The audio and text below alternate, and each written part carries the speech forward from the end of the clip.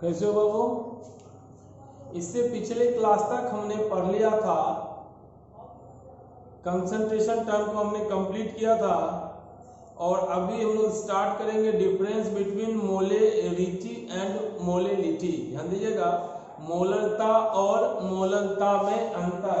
तो आपका टॉपिक होगा मोलरता, मोलरता और बताओ मोलरता में अंतर। यहाँ पे हम लोग पढ़ेंगे मोलरता और मोलरता में अंतर। एक साइड में आपको मोलरता लिख देना है और एक साइड में आपको क्या लिख देना है, मोलरता। और एक एक करके हम लोग इसके डिफाइन करते हैं और समझते जाते हैं इसका अंतर क्या क्या होगा और फिर मैं उसको आपको बताता हूँ। मोलरता मतलब मोलेलिटी, ध्यान दीजिएगा, और मोलरता मतलब मोलेरिटी।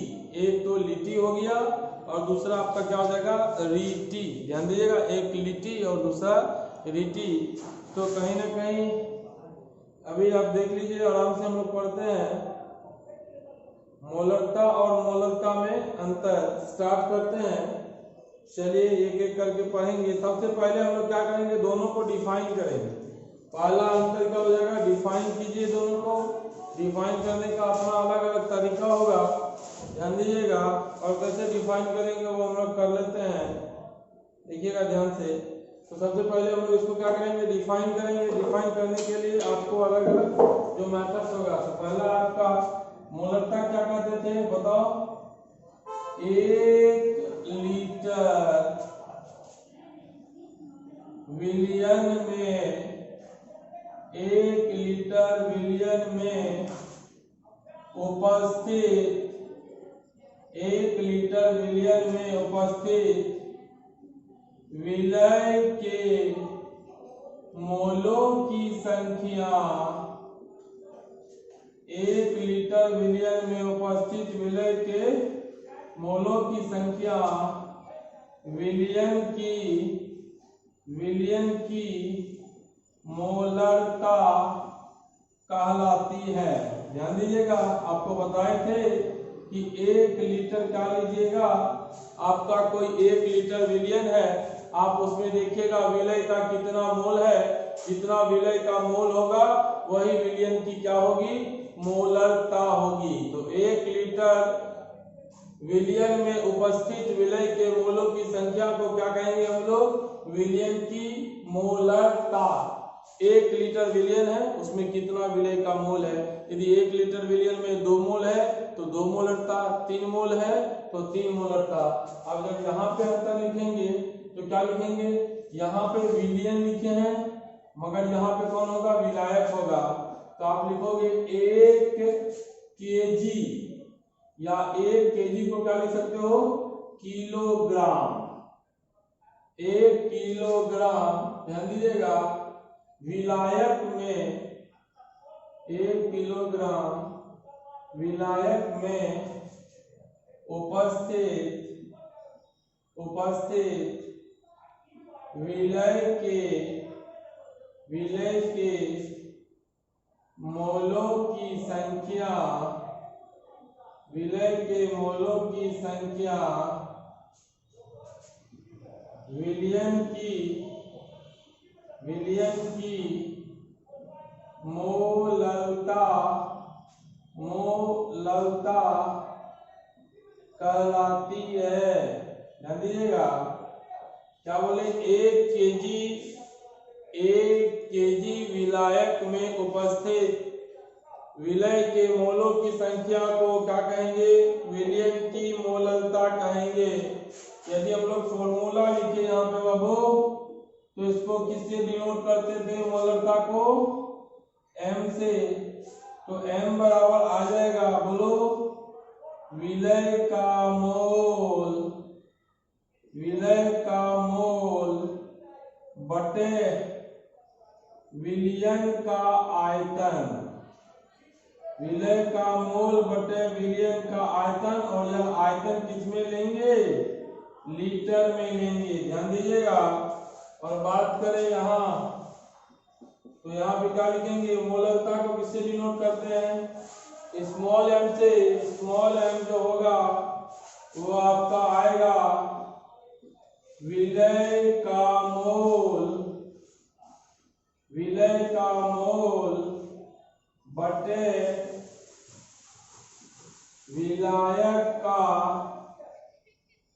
द्रव्यमान, और इसको किस में लेंगे, इन केजी में लेंगे। ध्यान दीजिएगा, ये आपका दूसरा। ध्यान दीजिए, सबसे पहले कैसे डिफाइन करेंगे, 1 लीटर विलयन में उपस्थित विलय के मोलों की संख्या विलयन की मोलरता कहलाती है।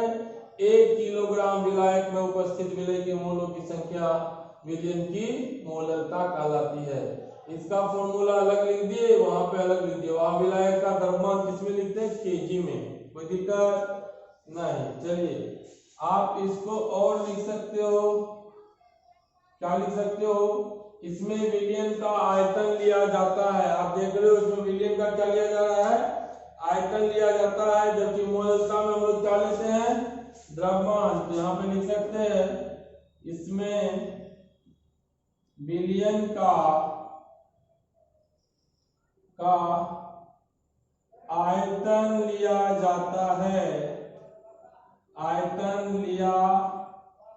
जाता है, और मोलरता में क्या होता है बोलो, यहां पे लिखोगे विलायक का द्रव्यमान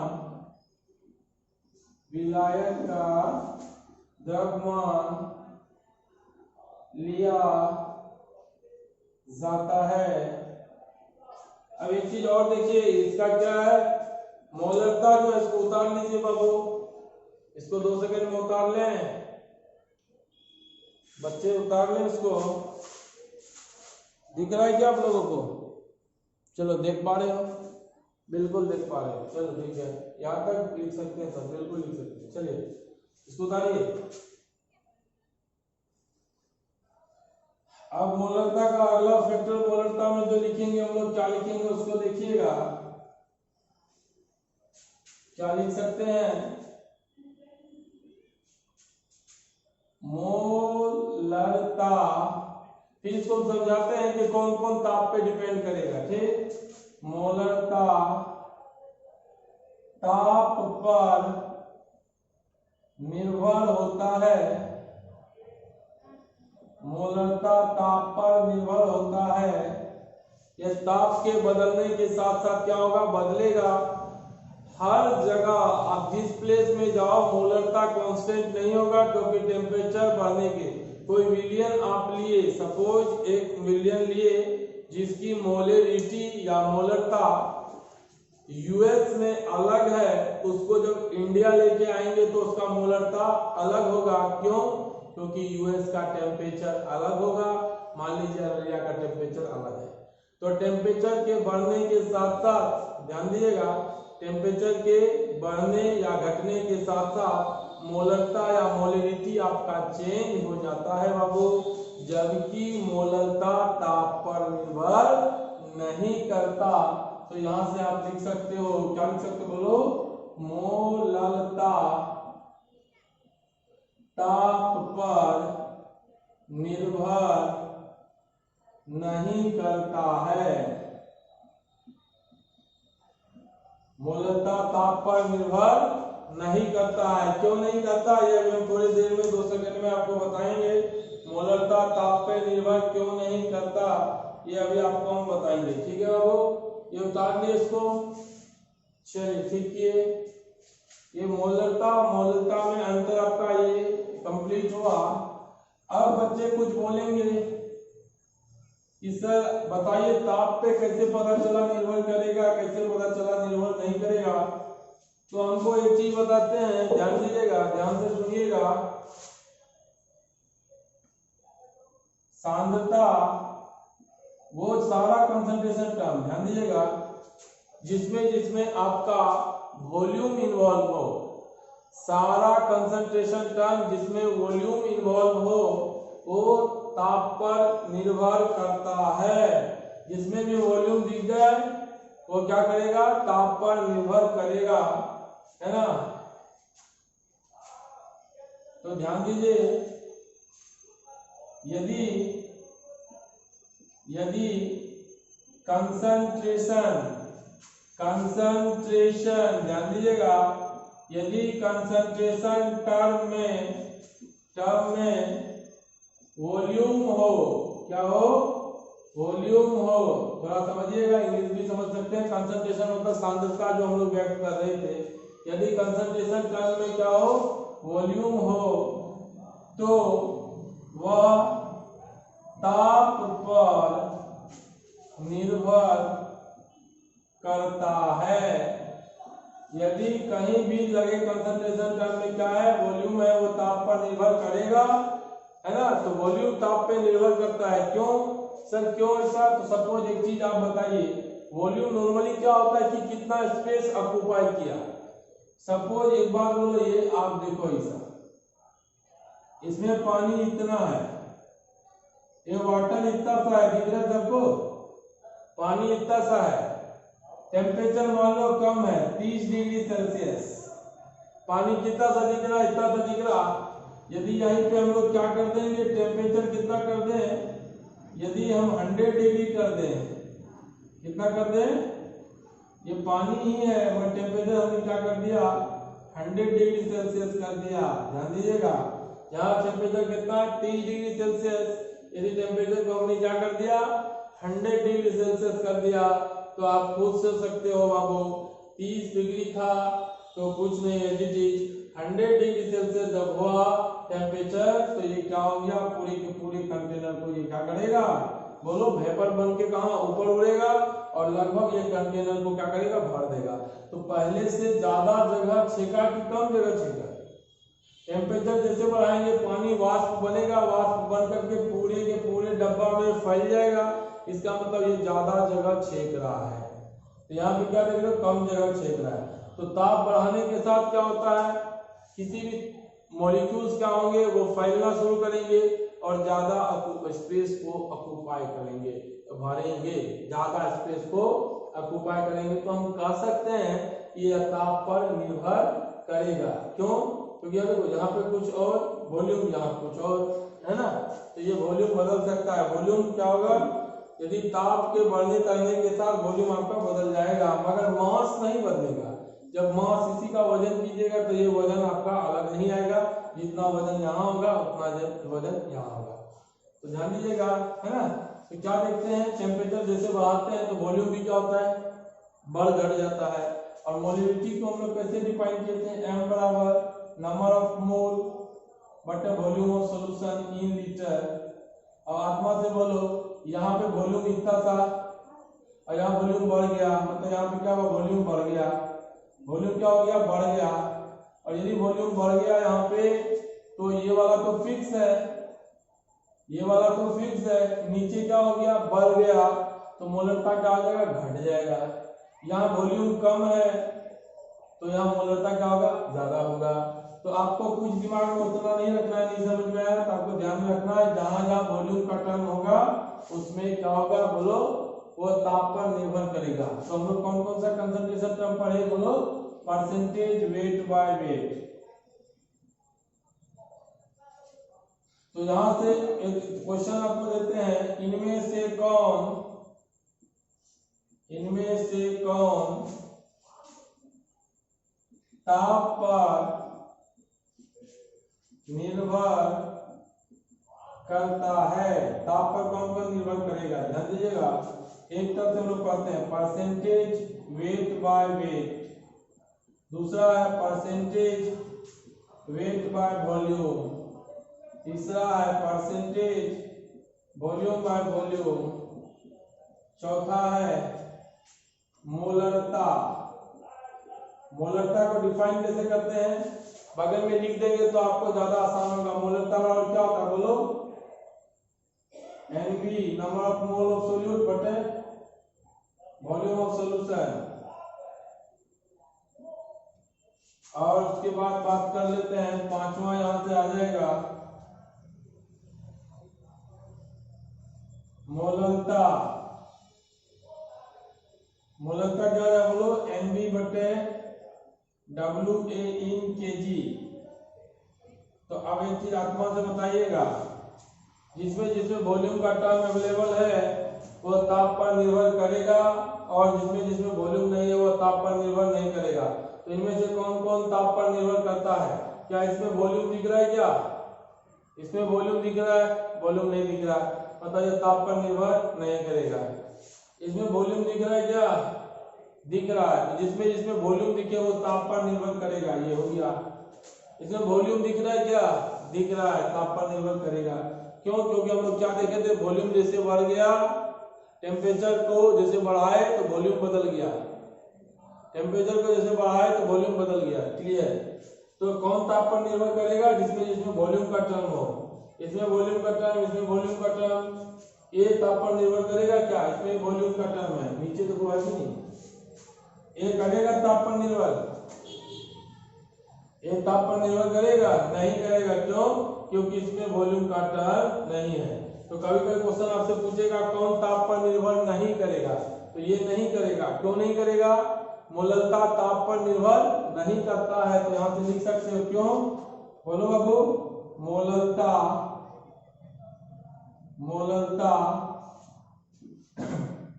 ताप पर निर्भर नहीं करता है। मोललता ताप पर निर्भर नहीं करता है क्योंकि इसमें कोई क्या होगा? बोलो, क्योंकि इसमें वॉल्यूम का टर्म नहीं है ना। मोललता ताप पर निर्भर नहीं करता, मोललता ताप पर निर्भर नहीं करेगा। ये ध्यान में रखिएगा, जो मोललता होगा वो ताप पर निर्भर नहीं करेगा। तो रब करें इसको। तो कौन कौन ताप पर निर्भर करेगा? जिसमें जिसमें वॉल्यूम का टर्म होगा वो ताप पर निर्भर करेगा, जिसमें वॉल्यूम नहीं हो ताप पर निर्भर नहीं करेगा। ध्यान रखिएगा, जिसमें वॉल्यूम नहीं हो ताप पर निर्भर नहीं करेगा। चलिए नेक्स्ट देखिएगा, आज हम लोग न्यू टॉपिक स्टार्ट करने से पहले कुछ और थोड़ा सा देख लेते हैं। कभी कभी आपको क्या होता है, डेंसिटी दे देता है शॉर्ट में, आपको कैसे मोलरिटी निकालोगे। तो मोलरिटी जो होता है, मोलरता बराबर होता है 10dx बटे मोलिकुलर वेट। क्या था बोलो? 10dx बटे मोलिकुलर वेट, जहां d क्या होगा? डेंसिटी होगा, x क्या होगा? परसेंटेज वेट बाय वेट, कुछ भी ले, है ना, और mw क्या है? Molecular weight. तो क्या करोगे? मोलरता कैसे निकालोगे? बोलो 10dx बटे मोलिकुलर वेट, जो भी दिया देगा d डेंसिटी, x को रखिएगा, मोलिकुलर वेट निकालिएगा, आंसर आ जाएगा। इसको भी उतार लीजिए। ये शॉर्ट में, ऐसे लॉन्ग में बनाने के लिए फिर आप बना ही सकते हो। यदि आपको परसेंटेज वेट बाय वेट दिया है तो यहां से क्या चले जाओगे? कुछ भी निकाल लो, पहले मास निकाल लो। मास से क्या निकालोगे? मोल निकाल लोगे। वॉल्यूम पता होगा, कैसे? डेंसिटी बराबर बोलो मास बटे वॉल्यूम। वॉल्यूम निकालना है, क्रॉस मल्टीप्लाई कर लो। वॉल्यूम बराबर मास पता चल गया, मास बटे डेंसिटी। वॉल्यूम पता है, मोल पता है, आंसर निकल जाएगा मोलरता। एक तरीका ये भी है, और नहीं तो आप सिंपली क्या कर सकते हो? d बराबर डेंसिटी पुट करो, x क्या हो गया? Percentage weight by weight, mw क्या होता है? Molecular weight. इसको डालिए, आपका क्वेश्चन बन जाएगा तुरंत में, 2 सेकंड में आपका क्वेश्चन बन जाएगा।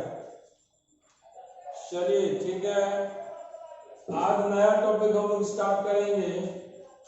वो आपका रखरे बाबू, वो आपका विलेयता है, सॉल्विलिटी। विलेयता या इसी को क्या कहेंगे? सॉल्विलिटी। ध्यान दीजिएगा,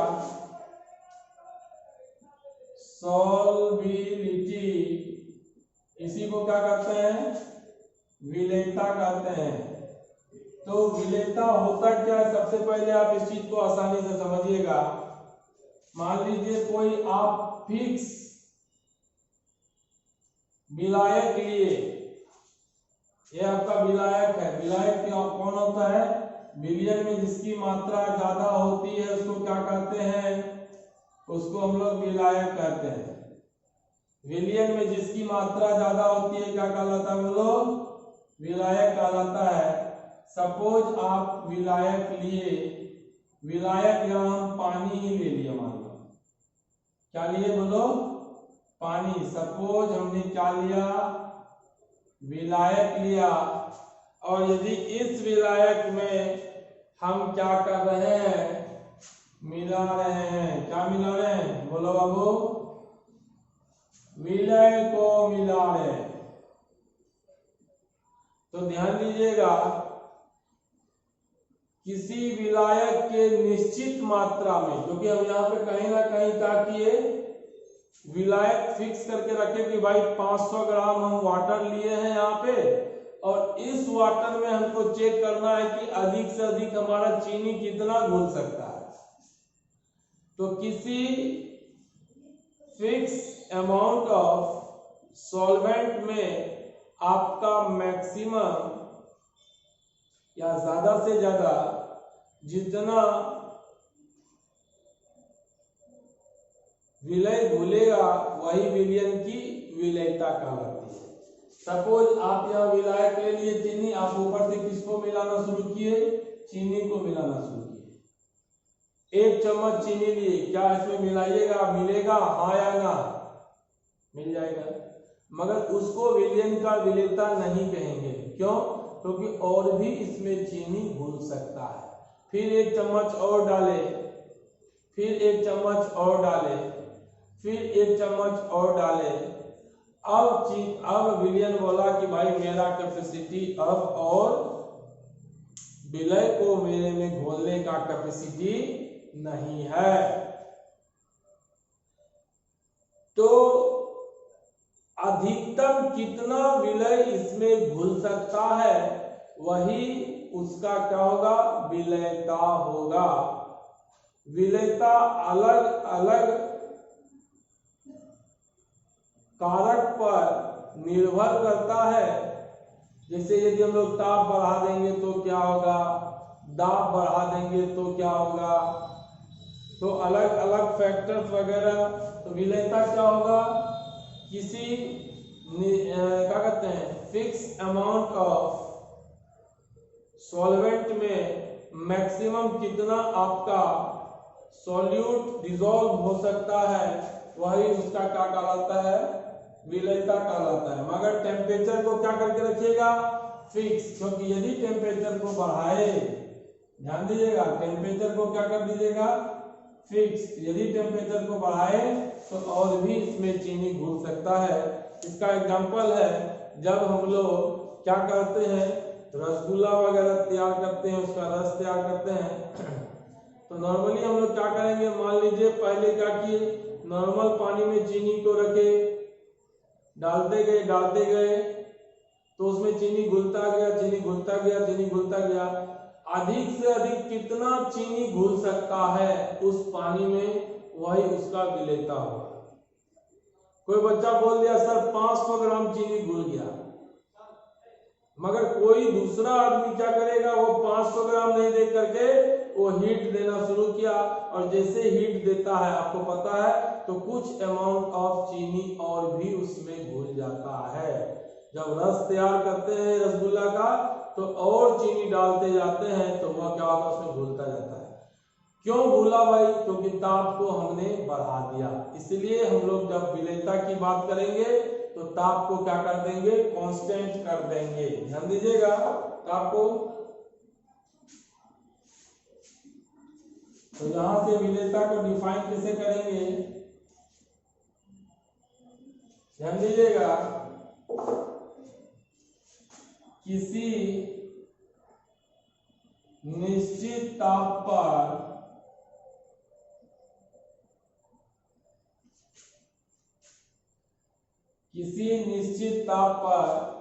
निश्चित मात्रा जो विलायक का होगा, ध्यान दीजिए, किसी निश्चित ताप पर निश्चित मात्रा जो विलायक का होगा उसमें अधिकतम कितना विलय घुलता है, ये उसकी विलयता कहलाती है। ध्यान दीजिएगा, किसी निश्चित ताप पर विलायक के निश्चित मात्रा, किसी निश्चित ताप पर विलायक के निश्चित मात्रा में घुले विलय की अधिकतम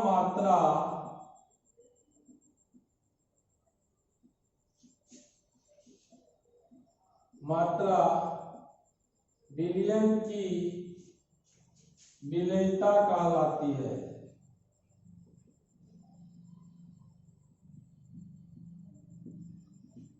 किसी निश्चित ताप पर, ध्यान दीजिएगा, विलायक के निश्चित मात्रा में घुले विलय की अधिकतम मात्रा को विलयता कहते हैं, यानी जो विलय की विलयता, तो मात्रा को क्या कहेंगे, विलयता कहते हैं। ठीक, ध्यान दीजिएगा। अब इसको कैसे आप सिंपल कर सकते हो, ये सपोज आपका, खुद से सोचिएगा, हम कुछ 2-3 केस बना रहे हैं। आप क्या किए, समझिएगा, ये पानी है, वाटर, और टेम्परेचर कितना कर दिए फिक्स, 30 डिग्री सेल्सियस। टेम्परेचर कितना है, 30 डिग्री सेल्सियस। और ऊपर से हम क्या किए, चीनी मिलाना शुरू किए, और हम देखे अधिक से अधिक, ये क्योंकि ये जो वाटर है ये भी क्या है, बोलो, फिक्स है। इसमें देखते हैं कि अधिक से अधिक कितना चीनी घुल सकता है, तो देखिए 300 ग्राम घुल सकता है। तो यही इसका क्या हो गया, विलयता, कि किसी निश्चित ताप पर, क्योंकि टेम्परेचर कांस्टेंट रख दिए, किसी निश्चित ताप पर, तो किसी निश्चित ताप पर विलायक के निश्चित मात्रा में, ये जो वाटर है इसका कुछ फिक्स अमाउंट लेंगे, विलायक के निश्चित मात्रा में घुले विलय की अधिकतम मात्रा, विलायक का कितना फिक्स है, और इसमें अधिक से अधिक कितना विलय घुल सकता है, वो मात्रा का कहलाता है, विलयता कहलाता है। तो बच्चा बोला नहीं सर 300 ग्राम से भी ज्यादा घुल सकता है, हम बोले बिल्कुल नहीं घुल सकता, तब तक नहीं घुलेगा जब तक इसमें क्या बोलो, ताप नहीं बढ़ा दें। और यदि यहाँ पे टेम्परेचर को बढ़ा दें, 100 डिग्री सेल्सियस कर दें, तो हो सकता है इसमें क्या हो जाए, या 70 कर दो, 70 डिग्री सेल्सियस कर दो, तो हो सकता है 300 के बदले क्या हो जाएगा, 400 ग्राम चीनी इसमें घुल जाए। मगर हम आपको शब्द क्या बोले थे, निश्चित ताप पर, क्या ताप आपने निश्चित रखा, नहीं रखा। तो किसी निश्चित ताप पर दिए गए विलायक में घुले, ऐसे भी कर सकते हो, किसी निश्चित ताप पर दिए गए विलायक में घुले विलय की अधिकतम मात्रा विलयन की, बोलो, विलयता, या विलय का विलयता कहलाता है, जो भी है। किसी निश्चित ताप पर दिए, है ना, इसको उतार सकते हैं। तो अब ये 300 ग्राम ही होगा, क्योंकि 400 ग्राम नहीं होगा। क्यों नहीं होगा, क्योंकि टेम्परेचर बढ़ा दिए। कोई बोलेगा सर इसमें हम क्या करेंगे, पानी बढ़ा देंगे, तो पानी बढ़ाओ तो फैक्टर तो चेंज किए ना। हम क्या बोले, टेम्परेचर भी फिक्स रखना है और सॉल्वेंट का अमाउंट भी फिक्स रखना है, तब कितना उसमें ज्यादा से ज्यादा विलय घुल सकता है, जितना ज्यादा विलय घुलेगा, जितना ज्यादा घुल सकता है वही उसका विलयता होगा, कम नहीं ज्यादा। उसके बाद क्या होगा, और उससे ज्यादा जब घुलने लगेगा तो घुल करके नहीं, उल्टा उतना निकलना शुरू होगा, सेपरेट होना शुरू होता है। जितना घुलेगा उतना बाहर निकलेगा, उतार लिए होंगे, जितना घुलेगा उतना बाहर निकलेगा। अब आपको पढ़ना है विलय के विलयता को प्रभावित करने वाले कारक। या सबसे पहले पढ़ लो जनरल प्रिंसिपल ऑफ सॉल्युबिलिटी, विलयता का सिद्धांत। विलयता का सिद्धांत, विलयता किस सिद्धांत पे कार्य करता है? तो जिस तरह हम लोग बात करते हैं अच्छे बच्चों की संगति अच्छों के साथ और बुरे बच्चों की संगति बुरों के साथ। तो यदि अच्छा बच्चा है तो उनका दोस्त कौन होता है? अच्छा होता है। और जो बुरा बच्चा होगा उनका दोस्त क्या होगा? बुरा होगा। तो कहने का मतलब आप ये समझ सकते हो कि मेरा विलय और विलायक कैसा है। यदि विलय ध्रुवीय नेचर का है तो विलायक भी ध्रुवीय होना चाहिए, तभी वह आपस में क्या होगा? घुलेगा, विलय होगा। तो विलय और विलायक जो है वह समान नेचर का होना चाहिए। यदि विलय ध्रुवीय है तो विलायक भी ध्रुवीय होना चाहिए, और यदि विलायक अध्रुवीय है तो विलय भी अध्रुवीय होना चाहिए। यदि विलय और विलायक दोनों का नेचर या स्वभाव अलग अलग हो तो वह एक दूसरे में नहीं घुलेगा। तो यहाँ विलयता क्या बोलता है कि जिस तरह अच्छे बच्चों का संगति अच्छों के साथ, बुरों का बुरों के साथ, उसी तरह जब हम किसी दो सॉल्वेंट को आपस में घोलते हैं तो जो आपका जिस नेचर का होगा वो उसी नेचर वाले, है ना, सॉल्वेंट में सोल्यूट को मिलाते हैं तो उसी नेचर वाले में जाकर वो क्या होगा, घुलेगा। तो ध्यान दीजिए, तो यहाँ से क्या कर सकते हो, बोलो समान समान को घोलता है। विलेयता का सिद्धांत क्या, बोलो समान समान को घोलता है, समान समान को घोलता है। ध्यान दीजिएगा, समान समान को क्या करता है, बोलो घोलता है। कहने का मतलब जो जिस नेचर का होगा, यहां से लिख सकते हो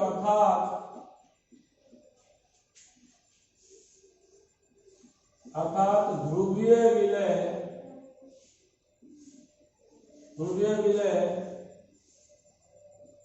ध्रुवीय विलायक में, अर्थात ध्रुवीय विलय ध्रुवीय विलायक में तथा अध्रुवीय विलय अध्रुवीय विलायक में, अध्रुवीय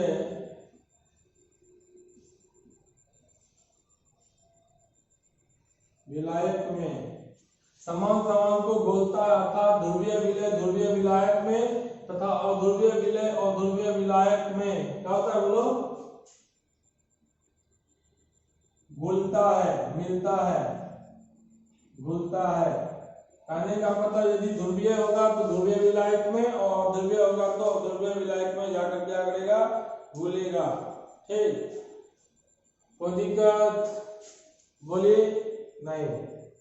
तो यदि जो जिस नेचर का होगा, यदि आप किसी को किसी में डिजॉल्व कर रहे हैं, मिला रहे हैं, तो दोनों का नेचर समान होना चाहिए, और समान नेचर का यदि होगा तो वह आपस में नहीं मिलेगा। ध्यान दीजिएगा, समान नेचर का होगा तो आपस में नहीं मिलेगा। उतार लिए इसको।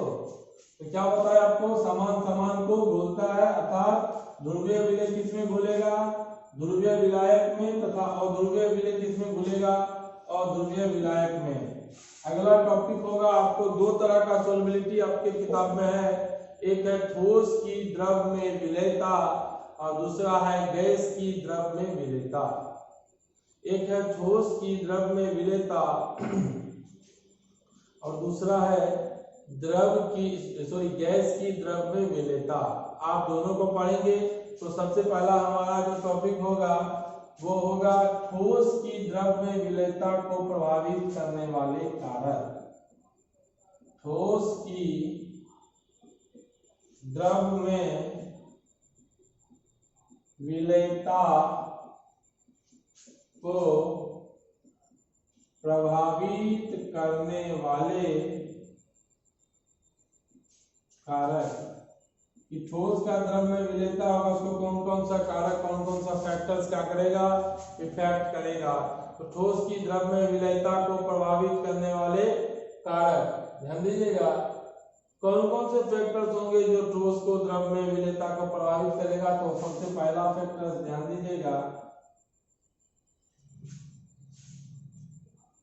पहला फैक्टर्स क्या होगा बताइए, ठोस की द्रव में विलयता को प्रभावित करने वाले कारक। सबसे पहला फैक्टर्स क्या लिखें, बोलो बोलो, विलय तथा विलायक का नेचर कैसा होगा। विलय तथा विलायक का क्या बोले बाबू, नेचर कैसा होगा, प्रकृति, उस पर डिपेंड करेगा। अच्छा, ठोस का द्रव में विलयता से क्या समझते हो, इस सिचुएशन देख के नहीं पता चला। ठोस किसमें विलय हो रहा है, द्रव, ये आपका द्रव हुआ, इसमें किसको घोल रहे हैं? ठोस को। ठोस कौन हो सकता है? चीनी। द्रव कौन हो सकता है? पानी। मतलब चीनी में जब पानी में जब चीनी को घोलेंगे वो कहीं ना कहीं इसी का एग्जाम्पल होगा। पानी में जब चीनी को घोलेंगे वो कहीं ना कहीं इसी का एग्जाम्पल होगा। ध्यान दीजिएगा। क्लियर? इसको लिख सकते हो, क्योंकि ठोस किस में घुल रहा है? द्रव में। दो पढ़ना है आपको। ठोस की द्रव में विलयता को प्रभावित करने वाले कारक, तो क्या बोले? पहला कौन सा फैक्टर होता? बोलो, विलय तथा विलायक के प्रकृति पर। अभी थोड़ा देर पहले बताया विलयता का सिद्धांत ही होता है कि जो जिस नेचर का होगा उसमें क्या होगा? घुलेगा। तो यदि ध्रुवीय विलय है तो विलायक भी क्या होना चाहिए? ध्रुवीय होना चाहिए। और ध्रुवीय विलय है तो विलायक भी क्या होना चाहिए? और ध्रुवीय होना चाहिए। तो यहां पे आप लिख सकते हो, बोलो, ध्रुवीय विलय। ये थ्योरी है, इसमें समझने का कुछ है नहीं, जब समझने का वो बिल्कुल समझाएंगे। ध्रुवीय विलय किसमें घुलेगा? बोलो, ध्रुवीय विलायक में। अब बच्चा बोला था ध्रुवीय और ध्रुवीय किसको कहते हैं? अभी हम बता देंगे। ध्रुवीय और ध्रुवीय जाते समय तक ये हम बता देंगे आपको। देखिएगा, विलय तथा विलायक के प्रकृति पर। ध्रुवीय विलय ध्रुवीय विलायक में तथा अध्रुवीय विलय अध्रुवीय विलायक में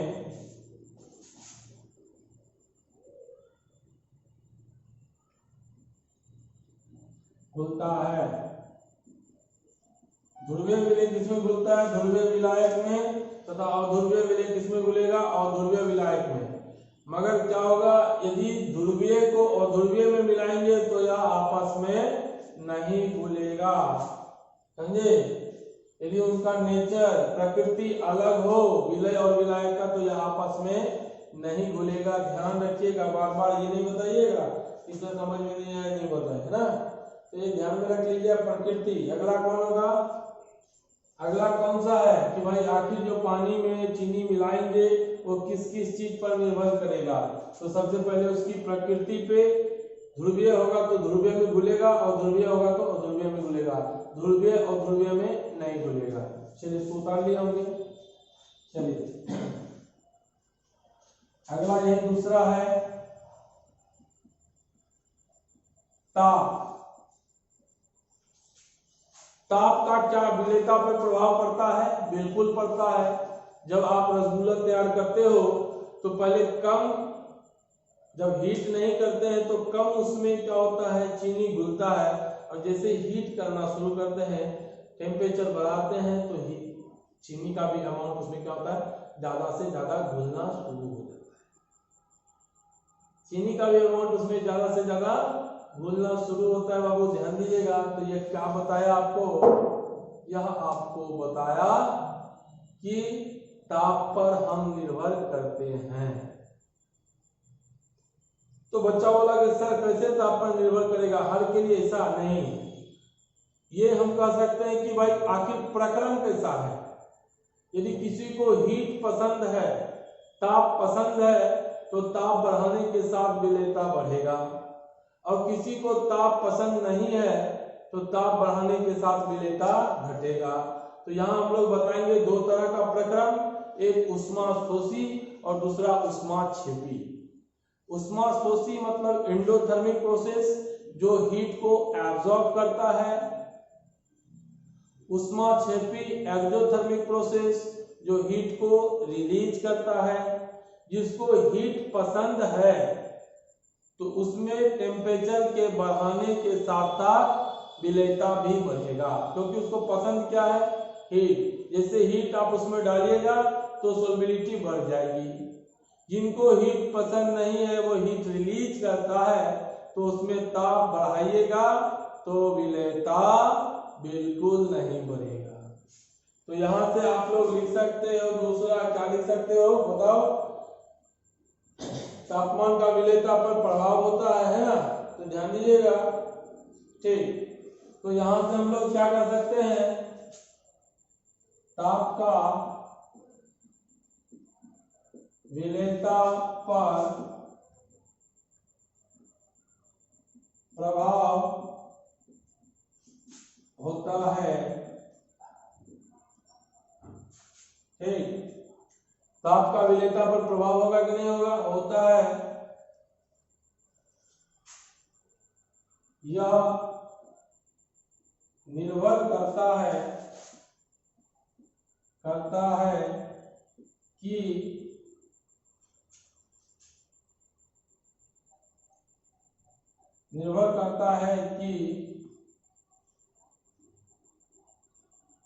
प्रक्रम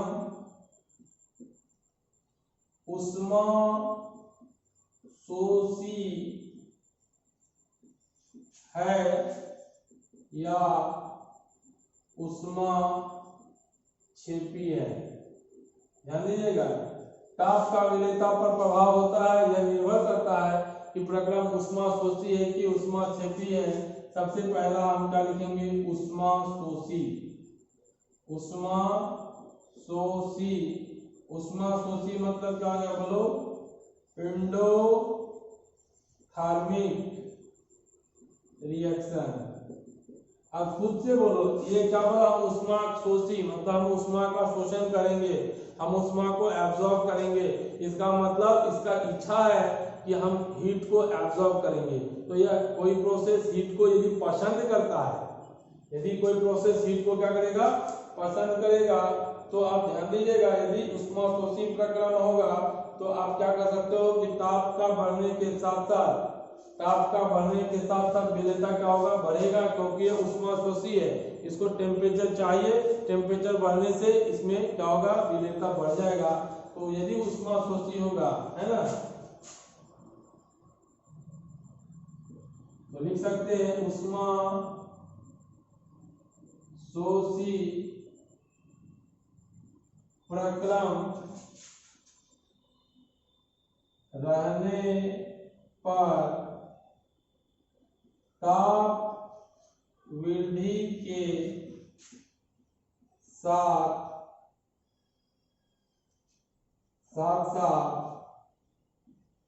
विलेयता बढ़ती है। ध्यान दीजिए, प्रोसेस कैसा है आपका? उष्मा शोषी।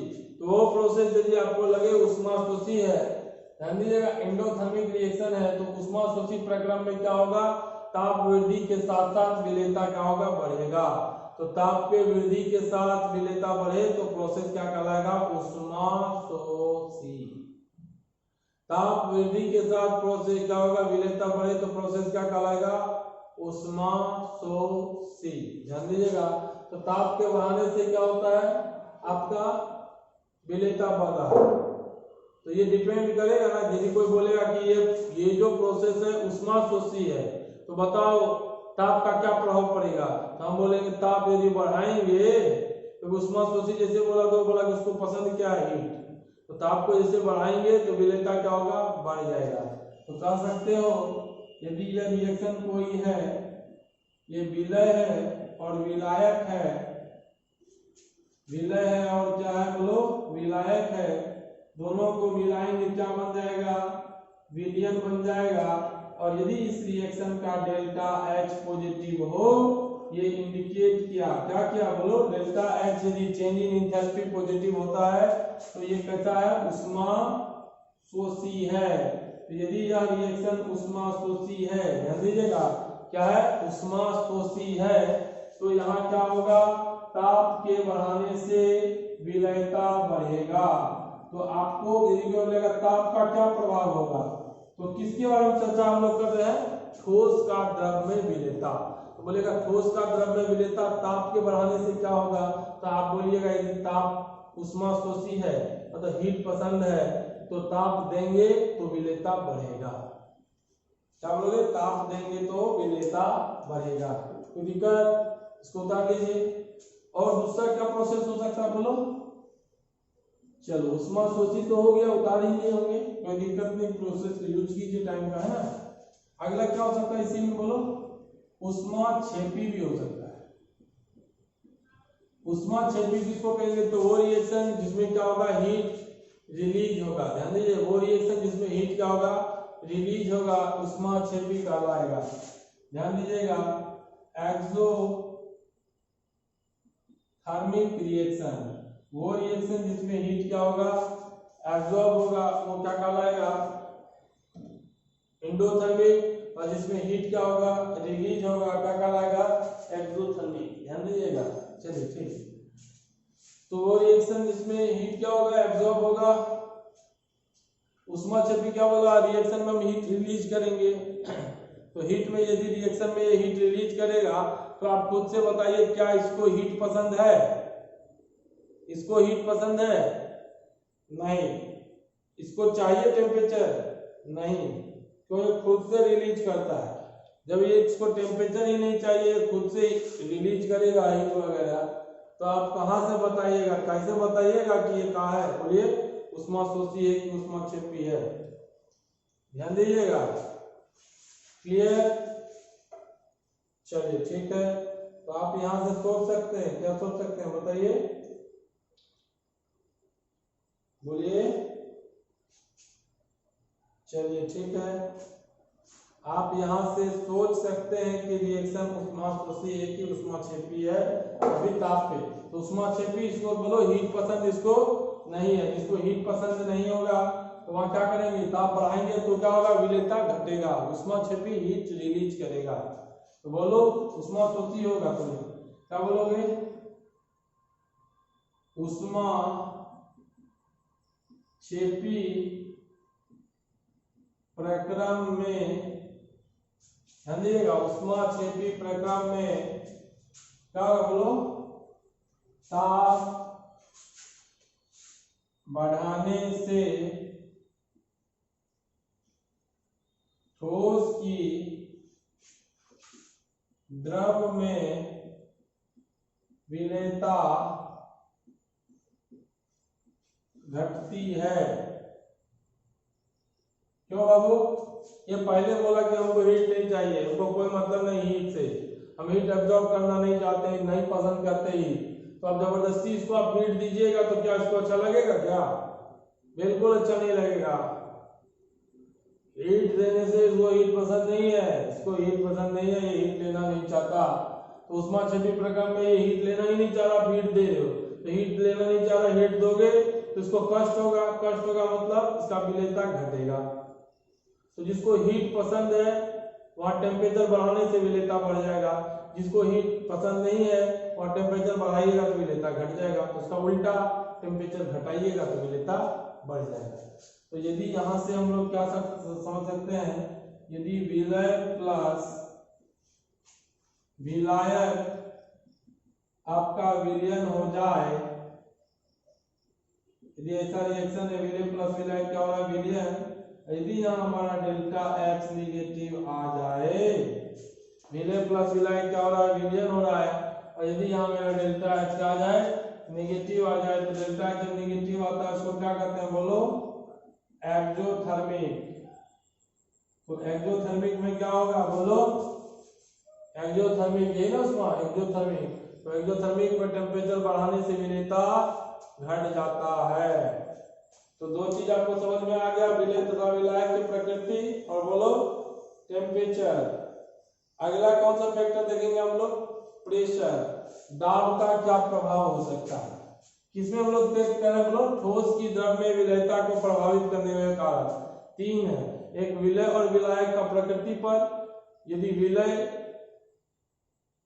ध्रुवीय तो विलायक भी अध्रुवीय, यदि विलय अध्रुवीय तो विलायक भी अध्रुवीय होना चाहिए। सेकंड है ताप पर, ताप के बढ़ाने के साथ क्या होगा, तो ये बोला कुछ नहीं, हम जानते हैं दो प्रोसेस, यदि आपका ऊष्माशोषी है तो ताप बढ़ाइएगा तो विलेयता बढ़ जाएगा, और यदि ऊष्माक्षेपी है तो ताप बढ़ाइएगा तो विलेयता घट जाएगा। ये आप बताइए हमको प्रोसेस क्या है, डायरेक्ट हम नहीं बता सकते। अगला कौन सा फैक्टर है बताइए, यदि इसको ऐसा ये कर लो, अगला फैक्टर है दाब। दाब मीन्स प्रेशर। बोला जाता है ठोस तथा द्रव जो है असंपीड्य होता है। क्या होता है? असंपीड्य, लगभग उसको दबाने से कंप्रेस नहीं होता। ठोस तथा द्रव क्या होता है? और संपीड्य होता है, इसलिए दबाने से वो कंप्रेस लगभग नहीं होता। तो बोलेगा कि ठोस तथा द्रव में, ध्यान दीजिएगा, है ना, तो ठोस का द्रव में विलेयता का जो है दाब से कोई प्रभाव नहीं होता, क्योंकि ठोस और द्रव क्या होता है? असंपीड्य होता है। तो लिख सकते हैं, बोलो, दाब का ठोस, दाब का ठोस का द्रव में विलेयता पर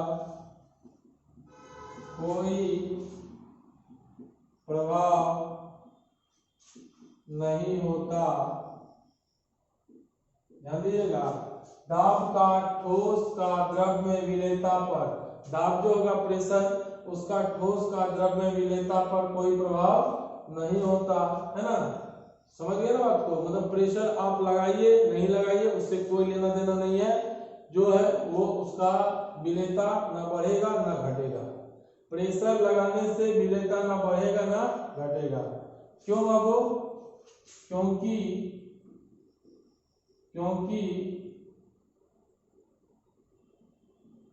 ठोस तथा द्रव असंपीड्य, जिसको क्या कहेंगे? हाईली, मान लो, इनकम्प्रेसिबल,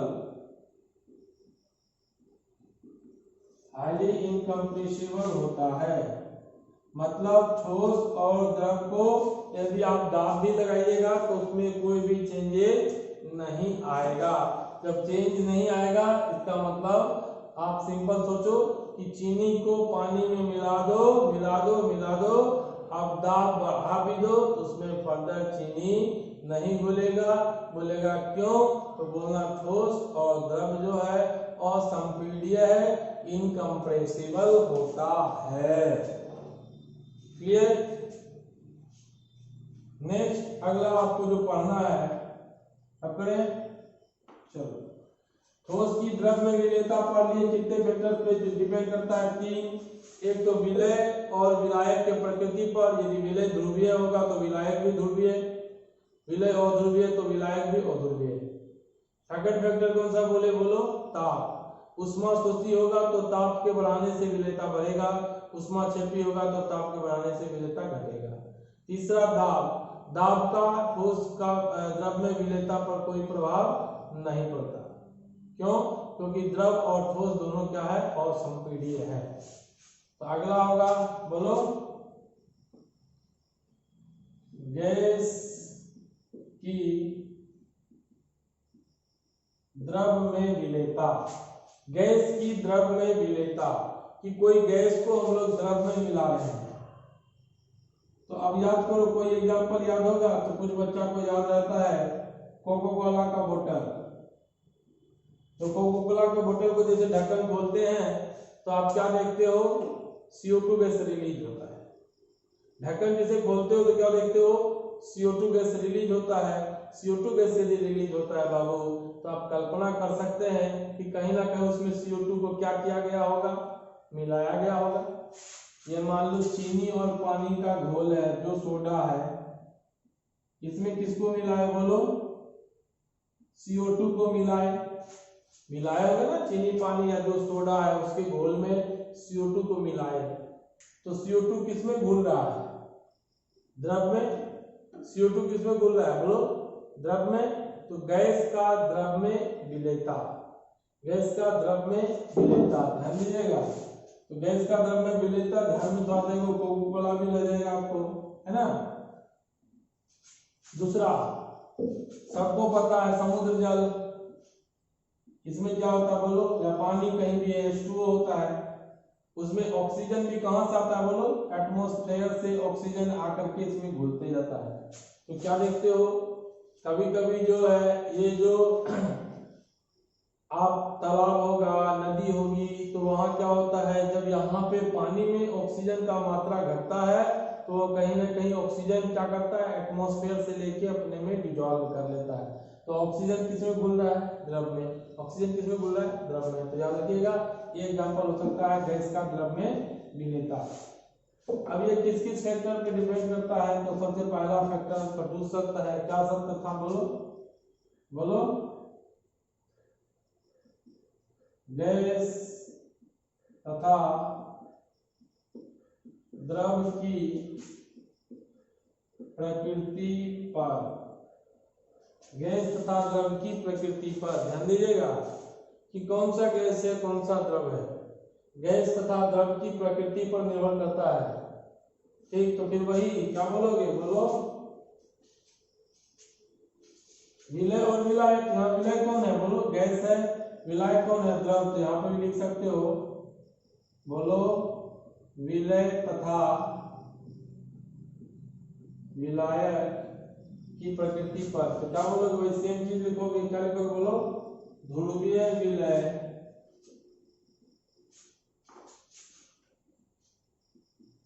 ध्रुवीय विलायक में तथा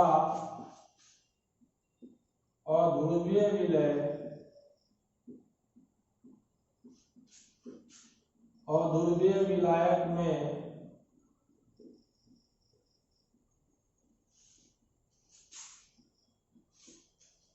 घुलता है।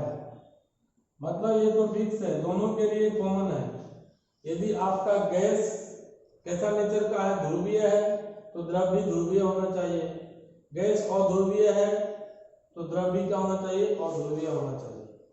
नेक्स्ट और क्या कर सकते हैं, अगला फैक्टर कौन सा पढ़े थे, ताप पढ़े थे, ताप, ठीक। अगला फैक्टर हम लोग पढ़े थे ताप।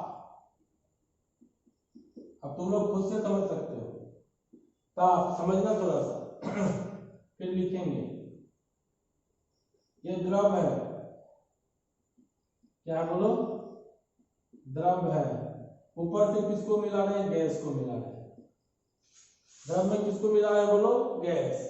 गैस का नेचर होता है, सबको पता है, क्या, भागने का, स्कैपिंग टेंडेंसी होता है। गैस क्या करता है, भागने लगता है, स्कैपिंग टेंडेंसी होता है, भागने का नेचर होता है। अब आत्मा से बोलो, यदि हम यहाँ पे टेम्परेचर बढ़ा दें, टेम्परेचर को क्या कर दें, बढ़ा दें। गैस कैसा नेचर का होता है, गैस को इसमें मिला रहे हैं, आराम से आ रहा है। जैसे यहाँ से हीट देंगे तो गैस यहाँ रुकेगा कि भागेगा, भाग जाएगा। कोई भी गैस को भागने का नेचर ज्यादा होता है। जैसे यहाँ हीट करेंगे, गरमाएंगे, तो ये गैस नीचे नहीं आकर के भागेगा। तो ये गैस घूल रहा है कि नहीं घूल रहा है, सर नहीं घूल रहा है। सर ताप आप जब बढ़ाएंगे सर तो गैस नीचे घुलने के बजाय सर भाग जाएगा। सर आप ताप बढ़ाएंगे सर तो गैस क्या होगा, घुलने के बजाय सर यहाँ से क्या होगा, भाग जाएगा सर। तो सर जैसे जैसे ताप बढ़ा रहे हैं तो वैसे वैसे गैस क्या हो रहा है, यहाँ से भाग रहा है कि आ रहा है, वैसे वैसे गैस यहाँ से भाग रहा है। आप ताप बढ़ा रहे हैं, यहाँ से भाग रहा है। क्लियर। तो ताप जैसे जैसे आप बढ़ाइएगा गैस इसमें नहीं घुलेगा। ताप बढ़ाने के साथ साथ जैसे जैसे आप ताप बढ़ाते हैं तो गैस यहाँ घुल के नहीं, उल्टा यहाँ से भगता है। ताप जैसे जैसे बढ़ाते हैं तो गैस इसमें घुलने के बजाय यहाँ से भगता है। तो क्या देखते हैं कि यदि आप ताप बढ़ाइएगा गैस यहाँ घुलने के बजाय भाग जाएगा। तो घुलने के बजाय भाग जा रहा है जिसका मतलब विलेयता इसका घट रहा है। तो विलेयता का मतलब ज्यादा कितना घुल रहा है।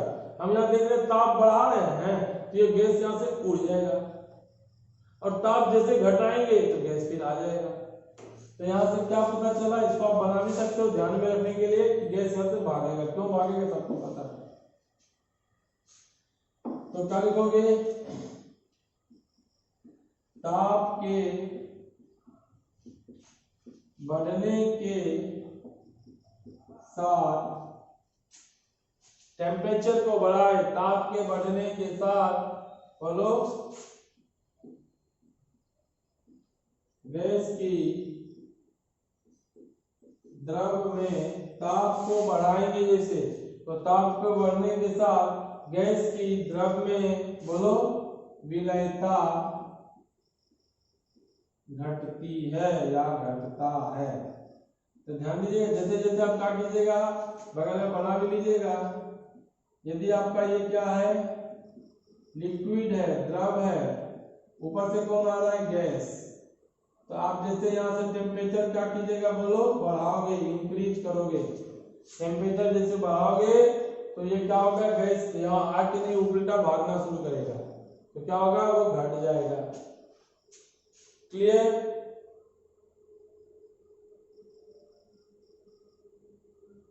ठीक, तो दिक्कत उतार लिए होंगे। चलिए ठीक। तीसरा फैक्टर कौन सा था, तो बच्चे बोले सर दाब। दाब बोला तो प्रेशर। एक चीज बताना ध्यान से समझना भाई, ये ऐसा कुछ, ये कौन है बोलो, लिक्विड है। लिक्विड बोले तो द्रव, ऊपर से कौन आ रहा है, गैस। गैस समझ रहे हो ना, गैस।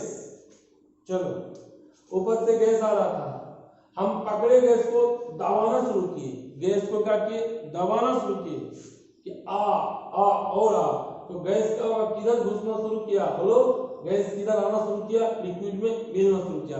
हमने दाब लगाया, गैस किस में आना शुरू हुआ, बोलो लिक्विड में मिलना शुरू हुआ।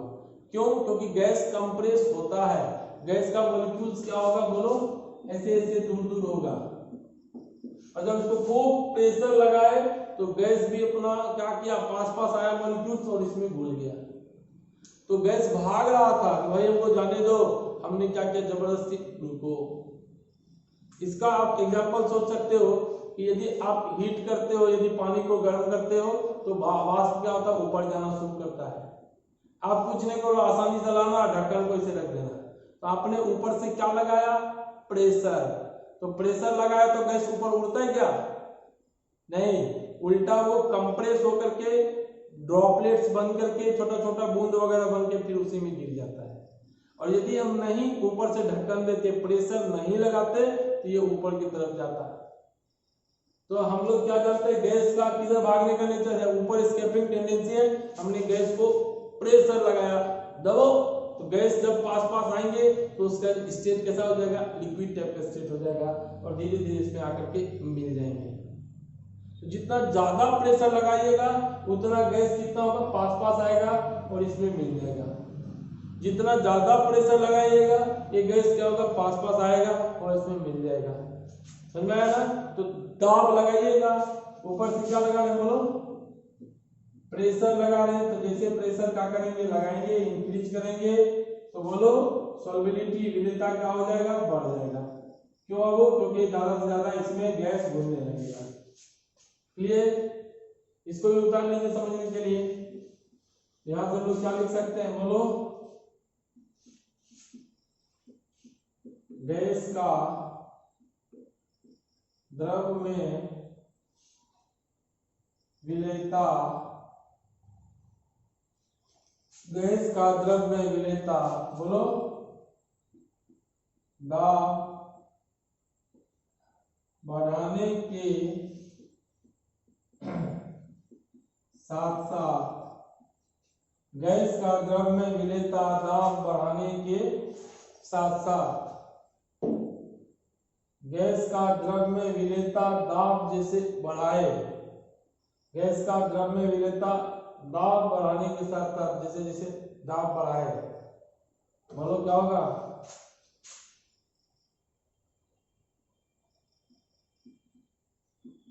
बढ़ता है। तो गैस का द्रव में विलेयता दाब बढ़ाने के साथ साथ बढ़ता है।